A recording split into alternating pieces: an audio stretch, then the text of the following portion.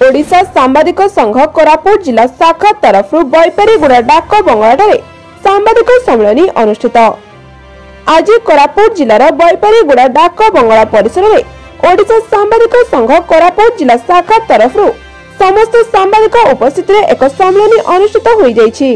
एथिरे कोरापुट जिला सांबादिक संघर सभापति श्री जयसिंह सभापतित्व रे राज्य संघर संपादक श्री के श्रीनिवास राव मुख्य अतिथि भाव जोग देथिले। नूतन भाव में ओडिशा सांबादिक संघर योगदान करथिबा युवा सांबादिक मानक सम्मानित करा सह संघर नियम अनुसरण करने कहा जायथिला। परवर्ती समय रे ओडिशा सांबादिक संघर जो समस्या गुड़िक रही आलोचना करने सह गत दिन में भुवनेश्वर जो सांबादिक बंधु को खंडारे आक्रमण करा जायथिला ताहाको कोरापुट जिला शाखा तरफ घोर विरोध करा सह संपुक्त दोषी को गिरफ्त करने दाबी करा जायथिला। कोरापुट जिला शाखार प्राय 50 रु ऊर्ध्व सांबादिक माने उपस्थित थिले। बोरीगुमा ब्लॉक नाला सुभाष का रिपोर्ट न्यूज 24 ओडिशा।